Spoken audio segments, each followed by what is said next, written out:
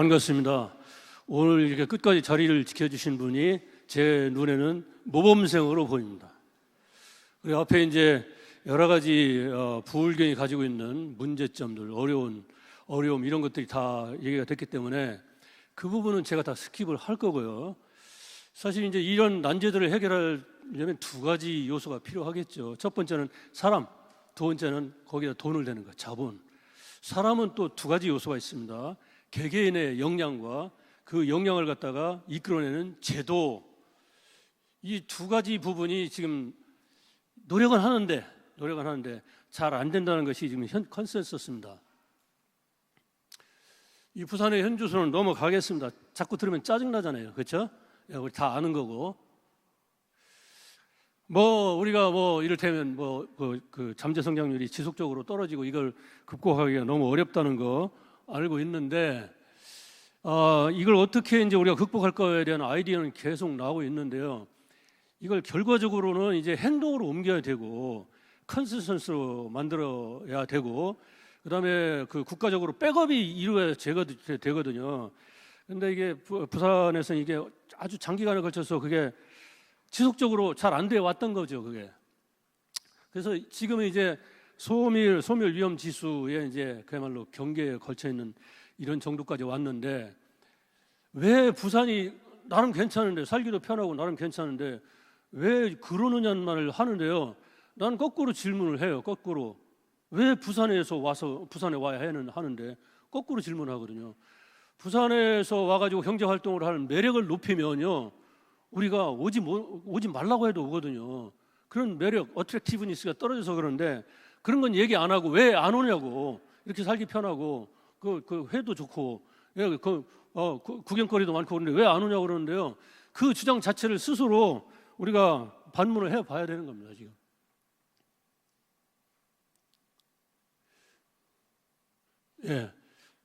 고부가치 산업이 자꾸 사라지고요. 그다음에 우리가 이제 그 다른 그 OECD 국가들에 비해서, 심지어는 개발도상국에 비해서도 저평가되어 있다 이런 얘기를 하고 있는데요. 저평가될 수밖에 없습니다. 고성장기에 그 자산을 지금 여전히 가지고 있습니다. 고성장기의 성공 모델을 갖다가 혁신을 못하고 있습니다. 그러면 어떻게 되렵니까? 그 분모가 커지는 거예요. 분모가 커지는 거예요. 그러면 주가가 서로 오른다 하더라도 PBR은 떨어질 수밖에 없는 거죠. 그런 딜레마가 있고요. 그다음에 앞에 이제 발제자들이 몇 분이 겹치게 발표를 했는데, 지배구조 문제도 심각한 겁니다. 지배구조 문제. 거기에 우리 사회에 이상하게 그 사람들이 막 마음이 동하는 그런 슬로건이 있어요. 부의 대물림. 부의 대물림이라는 말이 기사에 나오면 막 열받아 해요. 나는 이렇게 얘기합니다. 부의 대물림 왜 하면 안 되는데? 아니, 자식 키우려고 목숨 걸고 부모들이 그렇게 사는 나라가 우리나라인데 왜 부모가 이런 것을 하필이면 자식한테 물려주면 안 되냐고요. 부의 대물림 방지라는 말을 갖다 남발을 해가지고 표를 긁어가는 그런 사람들 많이 있습니다. 이건 미신입니다. 그래서 나는 이렇게 주장합니다. 대한민국 상속세 폐지해야 된다. 상속세 폐지하면 무슨 일이 있을까? 부의 대물림으로 우리 사회는 경직되는 것이 아닌가. 무슨 헛소리, 그런 헛소리를 하느냐 이거죠. 지금 상속세 때문에 억눌려 있는 자산이 4,400조입니다. 상속세 폐지되면 어떻게 될까요? 저는 절반 정도는 재투자될 거라고 생각합니다. 2,200조 정도가 재투자 되는 거예요. 절반이는. 우리나라 1년 정부 예산이 650조 정도가 되는 겁니다. 한 3, 4년치에 이를테면 캐피탈이 조성된다고 생각해 보십시오. 그러면 우리가 돈 없어서 쩔쩔매는 일 상당 부분 해소가 됩니다. 그 다음에 그렇게 해서 상속 자산 확 물려주면 그 자식들이 흥청망청 쓴다고요? 그걸 왜 걱정하냐고요. 흥청망청 쓰는 돈 소멸 안 됩니다. 예? 우리 국민소득 방정 시기에서 국민소득은 뭐에 합의냐면 소비, 투자, 그리고 그 정부 지출, 그리고 순 수출, 이 4개 합의입니다. 즉 어떤 사람이 흥청망청 쓰면요, 이건 다른 누구의 소득으로 잡히기 때문에 우리 경제 내에서 소멸이 안 됩니다. 소멸이 안 됩니다. 그래서 너의 자식이 도덕적으로 문란하게 흥청망청 쓰는 거 걱정할 필요 없다니까요. 그래서 소득세 폐지해야 됩니다. 그러면 우리나라만 소득세 폐지, 상속세 폐지하느냐? 뉴질랜드, 예, 그렇죠? 예, 호주 폐지했고요. 그다음에 유럽도 폐지 중에 있고요. 미국도 폐지 추구하고 있습니다. 왜 그걸 50%, 60% 내가지고서 이 상속세 때문에 무서워가지고 주가가 올라가는 것이 싫어요. 오너들이 주가 올라가는 것이 싫어요. 이재용 남매들이 18조 그 상속세를 맞았단 말이죠. 그래서 돈 빌리고 부채 채권 발행하고 난리 났지 않습니까? 이걸 그 삼성보다 훨씬 큰 마이크로소프트에 적용을 하면 3조 정도면 된다는 겁니다. 3조 정도. 그래서 우리는 부의 대물림이라는 이상한 미신에 사로잡혀가지고 우리 스스로 망가뜨리고 있다. 난 그걸 주장을 하는 겁니다. 그래서 새로운 돌파구는 이제 금융산업 혁신을 주도하는 건데, 부산이 이제 금융 중심지로 지정이 된 것은 하나의 커다란 기회를 우리한테 준 겁니다. 이게 활용이 되고 있습니까? 못 되고 있습니다. 제가 정말 주장하고 싶은 주장만 여기서 하려고 합니다. 제가 부산시에 대해서, 정치권에 대해서 한 10여 년 이상 주장한 게 있어요. 여기 들어와 있는 그 공기업들이 내는 지방세가 2천억에 가깝습니다. 2천억.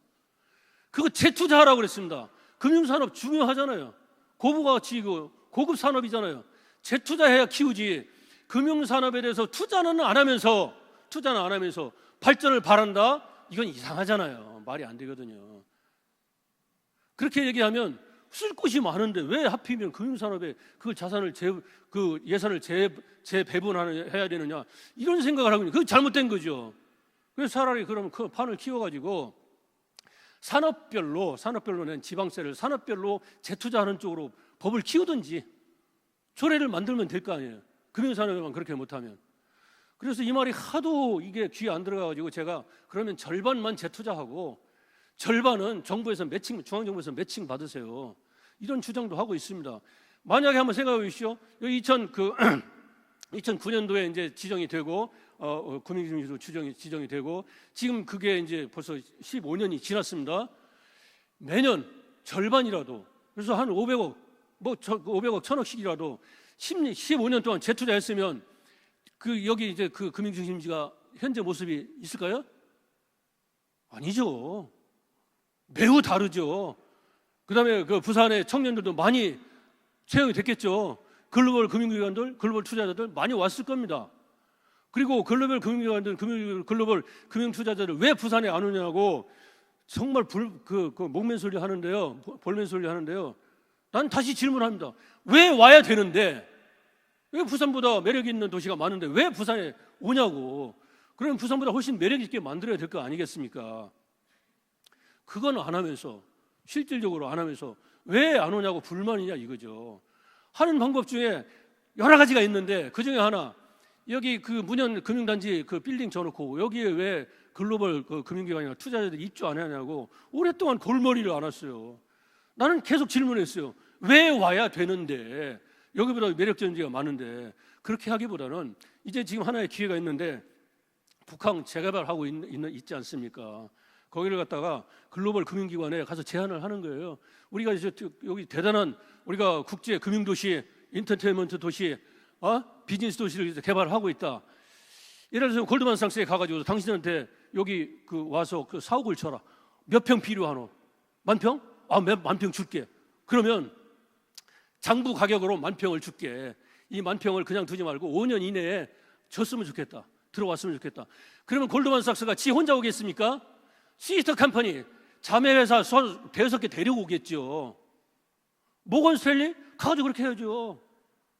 이런 식으로 해서 유치를 해서 정말 부산이 금융 활동할 수 있는 매력적인 도시로 이렇게 설득을 해서 와야죠. 빌딩 100날 접어도 안 옵니다. 왜? 불편하니까. 또 왜? 부산보다 돈 벌 수 있는 데가 많은데 왜 불편을 감수하면서 하겠느냐 이거죠. 그 다음에 부산이라는 도시가 여기서 계속 살다 보면 그냥 편리한 도시가 같죠. 불편한 도시예요. 인프라도 싹 다 바꿔야 돼요. 동부선, 서부선 이거 뭐 대심도 뚫어가지고 20분에 가는 거 지난번에 뭐 비전에서 발표했더라고요. 그 진작했어야 되고 실행을 해야 되고요. 그다음에 해안 따라가지고서 거기 진짜 최고급 전 세계의 부자들이 와서 그 여름에 2개월, 겨울에 2개월 살 수 있는 그쵸 인생을 즐길 수 있는 여건을 만들어야 돼요. 기가 막힌 그쵸 이를테면 빌라 단지 같은 거 그것도 땅 주면 돼요. 그럼 지들이 만들어요. 지들이 줘요. 아니면 그 사람들이 매력적일 만한 그런 땅 해서 빌라를 일부 짓기도 하고 그 다음에 부산의 바다 자원이 얼마나 대단합니까? 수영에 있는 요트 계류장 그건 진짜 너무 작죠. 그 부산의 그 해안을 따라가지고 한 5만 대, 한 만 대, 2만 대, 2만 척 그 최고급 요트를 댈 수 있는 계류장 만들어 놓고 그러면 이 사람들이 와가지고서 삶을 즐길 수 있게 하고 그 다음에 이거 해안 따라가지고서 모노레일 5분, 10분 간격으로 돌리고 그리고 부산에 문화 자원이 좀 많습니까? 문화 자원으로 가득 채워놓고 하게 되면 오지 말라고 해도 옵니다. 이런 비전을 갖다가 우리가 부산 시민들이 공유를 하고 좀 키워줬으면 좋겠어요. 그리고 미래 기술의 방향에 맞추어 가지고서 우리는 거기에 투자를 합니다. 인재도 거기에 개발합니다. 제가 부산 금융대학원을 갖다가 유치를 했어요. 경쟁을 통해 유치를 했어요. 그런데 정말 마인드가 부산 시민들의 마인드 이건 우리가 더 이상 얘기할 필요가 없고요. 이 정치권들 공무원들의 마인드가 이 부산 금융대학원을 갖다가 세계 초일류 금융대학원 금융인재 그 양성하는 기관으로 키울 만한 그릇이 안 됩니다. 나 고생 뒤지겠어요. 그렇지만 거기는 저 똑똑한 학생들도 많이 나왔어요. 그렇지만 그 취지에 참 어려웠다. 해양대학교하고 해서 파생상품 및 해양금융 전문 인력을 양성하려고 했는데 그 꿈대로 지금 못 가고 있어서 너무 안타깝습니다. 지금 세상이 변하고 있는데요. 이 금융은 이 세상이 이렇게 변할 때 이걸 잘하는 사람으로 키워야 될 거 아닙니까? 그래서 금융대학원 만들 때 파생상품, 해양금융 이건 옛날 얘기고 이제 이런 거 AI, 뷰티, 컬처 그다음에 지역에 특화된 부산에서만 잘할 수 있는 거 그다음에 글로벌 수용성 있는 거 이런 쪽에 인재를 키워야 됩니다. 타이틀이 금융대학원이라 하더라도 그리고 이런 것에 커리큘럼을 짜고 해야죠. 그래서 이제 이건 어느 정도 컨센서스가 이루어지고 있는 건데 이게 글로벌 미래금융으로 가야 되고요. 복합물류, 첨단제조, 콘텐츠, 복합 메디케어 이런 쪽으로 가는데 돈이 이쪽으로 가도록 사람도 키우고요. 제도도 그쪽으로 만들어야 됩니다. 그래서 이제 혁신 주도 금융산업으로 이제 우리가 가야 된다는 제가 주장을 하고 있는데요. 우리가 이제 부산 디지털 거래소를 갖다 출범을 시켰어요. 10년 동안 100조 원을 갖다가 거기에 이제 투자를 하겠다고 해요. How? Not so clear. 어떻게 100조 원 조달할지 별로 없어요. 그래서 제가 아이디어를 하나 줬어요. 제가 10년 전에 기재부에서 연구 과제를 받았어요. 지방채 시장에 대해서 연구 과제를 받았는데 거기에 중요한 시사점이 하나 떴어요. 그 일본의 지방 정부에 비해서 한국의 지방 정부는 부채 비율이 낮아요. 그러면 추가적인 그 지방채 발행 여력이 있는 거예요. 이걸 우리가 젊은 뎃 커패시티라고 얘기하는데 그런 식으로 지방채를 조달을 해서 부산 디지털 거래소를 갖다가 육성하는데 자금 조달을 할 수도 있을 것이다라는 제안을 했었습니다. 그 다음에 디지털 에셋, AI 뭐 이런 건 당연히 이런 쪽에 사람을 키워야 돼요. 그리고 한국의 대학 교육의 그 컨텐츠, 이 포트폴리오는요 옛날 산업화 시대에 머물러 있어요. 이런 쪽으로 어떤 그 과제를 만들자 하게 되면 학교 내에서 정원 조정을 해야 하면 다른 그 기존의 그 정원을 빼와야 된다. 뭐 이런 식으로 해서 안 되는 얘기만 하고 있어요. 안 되는 얘기만. 그럼 이걸 어떻게 해야 되냐고요. 그럼 유능한 총장, 비전 있는 총장이 총대를 매야 되는데 그런 총장이 안 나와요. 이게 대한민국의 대학 교육의 불행한 면 중에 하나입니다. 이거 극복해야 됩니다. 그래서 이제 혁신 주도할 수 있는 그 인력을 갖다가 금융이야말로 정말 고급 그 산업이고 고급 가치 산업인데 이런 인력 갖다가 해야 되는데 예를 들어 가지고서 이게 금융혁신 규제에 관한 권고사항이 이제 한국은행에서 나왔습니다. 여기서 보면 인공지능을 중시하고, 그다음에 머신러닝, 그다음에 그 API라고 해서 그 애플리케이션 프로그래밍 인터페이스입니다.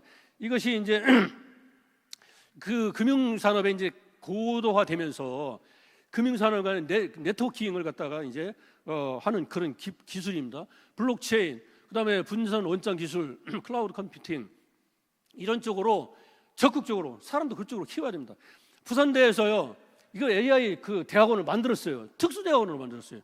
특수대학원을 만들었다는 건 뭐냐면 연속성 없는 거거든요. 정부 지원금 나올 때까지만 유지되는 거거든요. 교육관이 그렇게 하면 안 되거든요. 그래서 뭔 일 생기면 그 지원금 나올 동안만 운영되는 그런 과정을 자꾸 만들고 있어요. 이러면 안 되는 거죠. 대학 교육 포트폴리오 자체가 바뀌어야 되는 거죠, 지금. 그 다음에 이제 데이터 산업 내 비중을 보면 금융산업이 공공을 빼고 나면 금융산업이 가장 높습니다. 금융산업 자체가 데이터 산업이고요. 데이터가 뭡니까? 지식의 형태죠. 지식의 데이터 형태죠. 이런 쪽에. 그래서 데이터를 갖다가 현대 골드라고 합니다. 뉴 골드라고 이렇게 얘기합니다. 그리고 이제 그 대학원에서도 보면 이제 데이터 관련 학과가 이 부산에는 너무 작아요. 이거 다 어떡하냐고요. 그래서 이게 금융기관의 수요보다 작은데, 공급이 작은데 어떡하냐고요. 그러면 서울에 뺏길 수밖에 없는 거잖아요. 아주 상당히 심각한 거죠. 그래서 이제 모 과정에 여기 이제 김홍배 교수라고 이제 동서대학 교수인데 이분이 교육부에 이런 과정을 만들겠다고 제안을 한 겁니다. 아이디어가 참신해서 제가 이거 가져왔습니다. 보고서에 들어가 있는 건데, 그런데 내가 이걸 보고서 야, 참 꿈이 참 대단하다. 그런데 이걸 할 수 있는 교수는 어떻게 충원을 하고, 그다음 이걸 배우겠다고 오는 학생을 어떻게 모집할까? 할 수가 있다면 슈퍼맨이겠다, 이런 생각을 했습니다. 근데 중요한 시사점은 뭐냐면 우리가 앞으로 교육이 이쪽으로 가야 되는 겁니다. 그쪽으로 투자를 해야 되는 겁니다. 저는 이렇게 해서 간단하게 마치도록 하겠습니다. 제가 뭐 일방적인 주장 같지만 저도 부산 시민으로서, 그다음에 부산에 근거를 두고 있는, 그렇죠, 뿌리를 두고 연구하는 학자로서 정말 그 현실, 프랙티스에서 정말 중요한 게 뭔가 고민하다가 이런 얘기를 하게 됐습니다. 여러분 고맙습니다.